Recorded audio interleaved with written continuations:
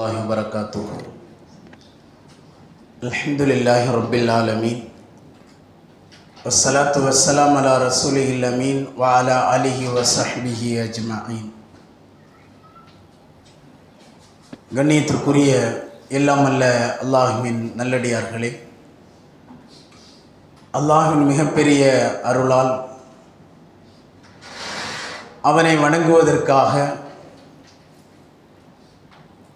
புனித மிகுந்த ரமலானுடைய மாதத்தில் நம் மீது கடமையாக்கப்பட்ட நோன்பையும் நிறைவேற்றியவர்களாக இந்த இறை இல்லத்திலே நாம் எல்லாம் அமர்ந்திருக்கிறோம்.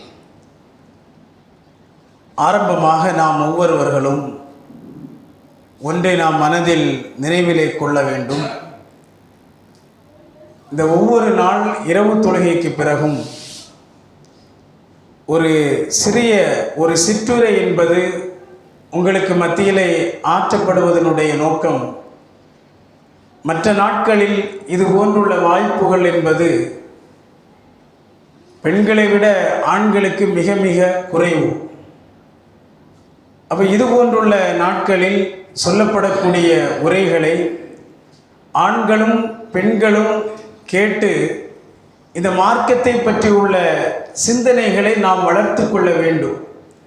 இந்த மார்க்கத்தில் நாம் அறிய வேண்டிய எவ்வளவோ விஷயங்கள் இருக்கிறது. இஸ்லாம் அல்லாத பிற மத சமூகத்தை சார்ந்த மக்கள் திருமறை குர்ஆனை இன்றைக்கு புரிந்து வைத்திருக்கிறார்கள். இந்த மார்க்கத்தை பற்றியுள்ள பல செய்திகளை அறிந்திருக்கிறார்கள். அல்லாஹ்வின் தூதர் ஸல்லல்லாஹு அலைஹி வஸல்லம் உண்மையிலே சத்திய தூதர்தான் என்பதை பற்றி இஸ்லாமிய வரலாற்றிலே நடந்த பல நிகழ்வுகளை அறிந்து வைத்திருக்கிறார்கள்.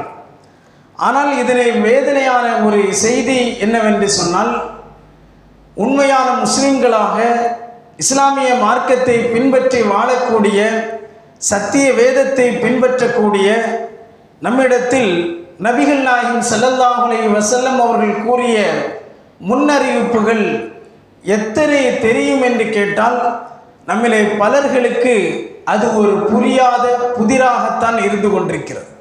அந்த அளவிற்கு தான் இன்றைக்கு நாம் இந்த மார்க்கத்தை பற்றி உள்ள இல்மினுடைய விஷயத்தில் மிக பின்தங்கியவர்களாக நாம் இருந்து கொண்டிருக்கிறோம். அந்த அடிப்படையில் நேற்றைய முன்தினம் சத்திய தூதர் ஸல்லல்லாஹு அலைஹி வஸல்லம் அவர்கள் கூறிய முன்னறிவிப்புகள் என்கிற தலைப்பின் கீழ் குர்ஆனுடைய ஒரு அத்தியாயத்தை ஆதாரமாக கொண்டு அவர்கள் கூறிய ஒரு முன்னறிவிப்பை நாம் பார்த்தோம். அதைத் தொடர்ந்து நபிகள் நாயகம் ஸல்லல்லாஹு அலைஹி வஸல்லம் அவர்கள் கூறிய முன்னறிவிப்பை குறித்து தான் இன்றைக்கு ஒரு செய்தியை நாம் அறிய இருக்கிறோம்.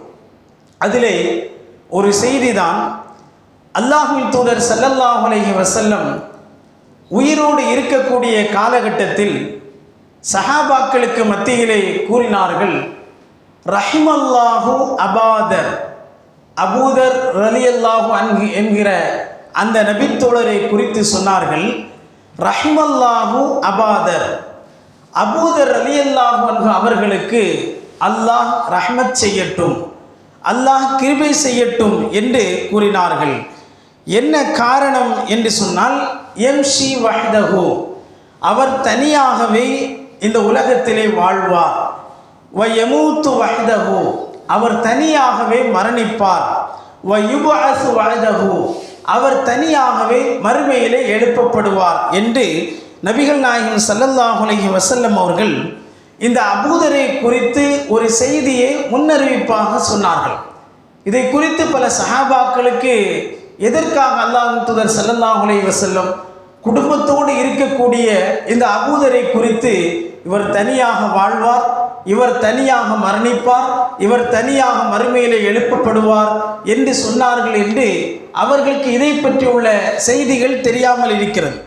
ஆனால் ஒரு காலகட்டத்தில் ரசூல் ஸல்லல்லாஹு அலைஹி வஸல்லம் அவர்களுடைய மரணத்திற்கு பிறகு உஸ்மான் ரலியல்லாஹு அன்ஹு அவர்களுடைய காலகட்டத்தில், இது வரலாற்றிலே நாம் மிக முக்கியமாக தெரிய வேண்டிய ஒரு நிகழ்வு. உஸ்மான் ரலியல்லாஹு அன்ஹு அவருடைய காலகட்டத்தில் இந்த அபூதர் ரலியல்லாஹு அன்ஹு அவர்கள் மரணிக்கிறார்கள்.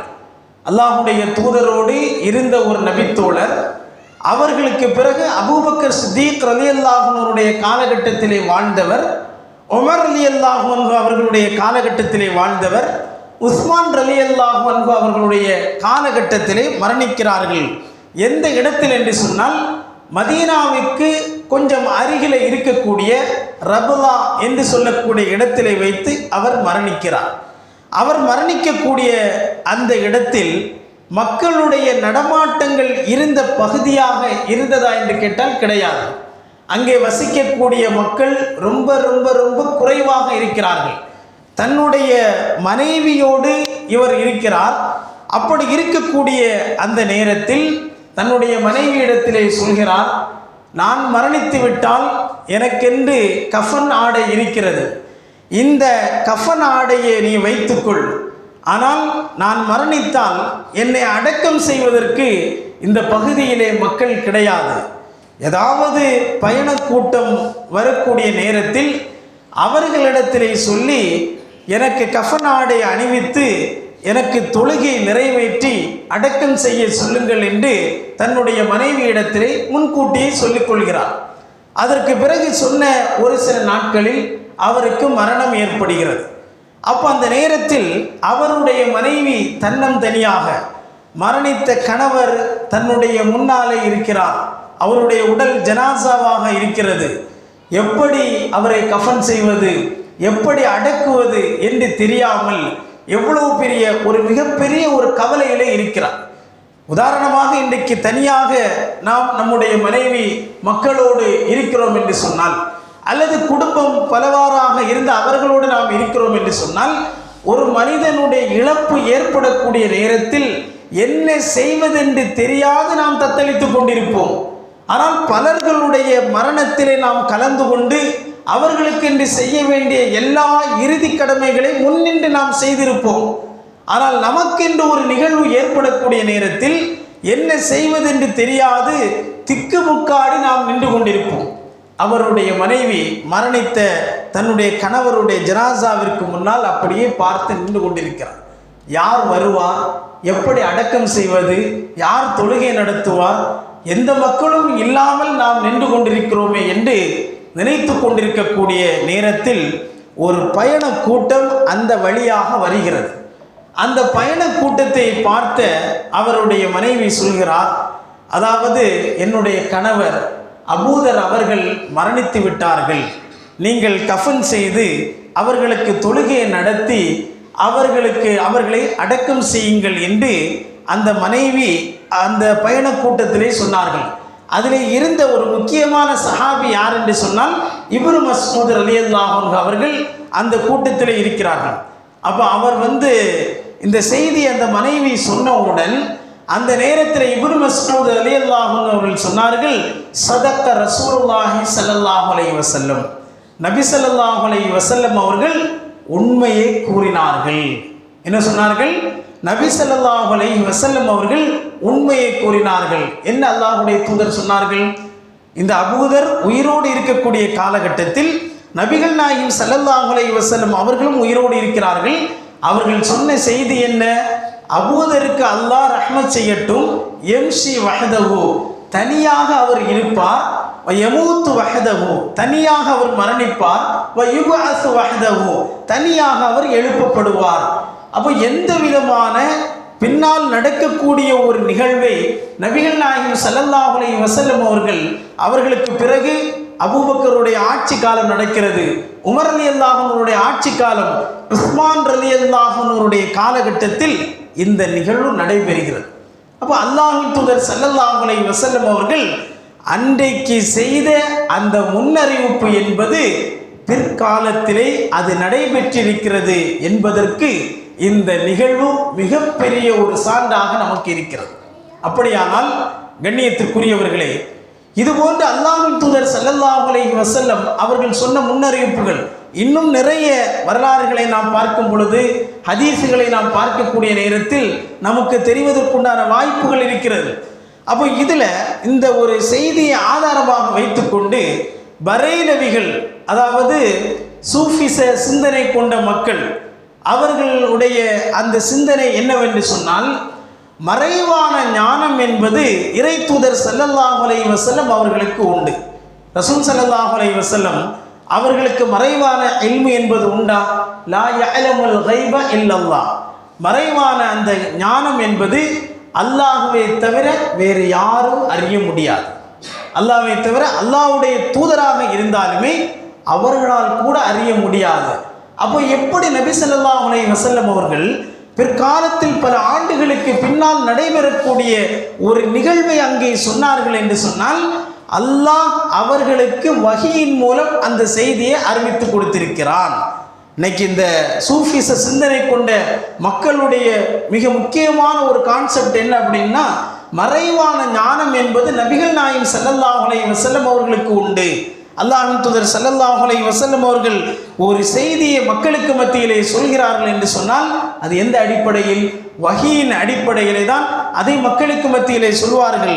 அது அல்லாமல் அவர்களாகவே எந்த செய்தியும் எனக்கு தெரியும், ஏதாவது மறைவான ஞானம் என்பது எனக்கு உண்டு என்று எங்கேயும் சொல்லியதாக திருமறை குர்ஆனிலோ அல்லது அவர்களுடைய வாழ்க்கை வரலாறுகளில் நடந்த எந்த செய்தியும் நாம் பார்க்க முடியாது. அப்போ உண்மையிலே உண்டு என்று சொன்னால் இதற்கு ஆதாரமாக ஒன்றை நாம் எடுத்துக்கொள்ளலாம். உஹது போர்க்களத்தில் நபிகள் நாயகம் ஸல்லல்லாஹு அலைஹி வஸல்லம் அவர்களுடைய அந்த பல் உடைக்கப்படுகிறது, தலையிலே பலத்த காயம் ஏற்படுகிறது. அப்போ அந்த நேரத்தில் உண்மையிலேயே அவர்களுக்கு மறைவான ஞானம் உண்டு, இப்படிப்பட்ட ஒரு காயம் என்பது நமக்கு ஏற்படும் என்று தெரிந்திருந்தால் என்ன செய்திருப்பார்கள்? அதிலிருந்து தன்னை தற்காத்துக் கொள்வதற்காக என்ன செய்ய வேண்டுமோ சஹாபாக்கள் புடை சூழ அந்த இடத்திலே நின்று தன்னை தற்காத்துக் கொண்டிருக்கலாம். இப்படி ஒரு நிகழ்வு ஏற்படும் என்று அல்லாஹ்வுடைய தூதருக்கு கூட தெரியாது. அப்போ இது நமக்கு மிகப்பெரிய ஒரு ஆதாரம். எந்த அளவிற்கு என்று சொன்னால், அதாவது ஹாலித் இப்னு வலீத், அதாவது பிற்காலத்தில் உஹது போர் நடக்கக்கூடிய நேரத்தில் எதிரி படையினுடைய தளபதியாக இருந்தவர் ஹாலித் இப்னு வலீத். அந்த ஹாலித் இப்னு வலீத் அந்த உஹது போர்க்களத்தில் நபிகள் நாயகம் ஸல்லல்லாஹு அலைஹி வஸல்லம் அவர்களையும் ஈமான் கொண்ட மக்களையும் எதிர்த்து போரிட்டு பல முஸ்லிம்கள் ஷஹீதாக்கப்படுகிறார்கள். அல்லாஹ்வுடைய தூதருக்கு இப்படி காயம் ஏற்படுகிறது.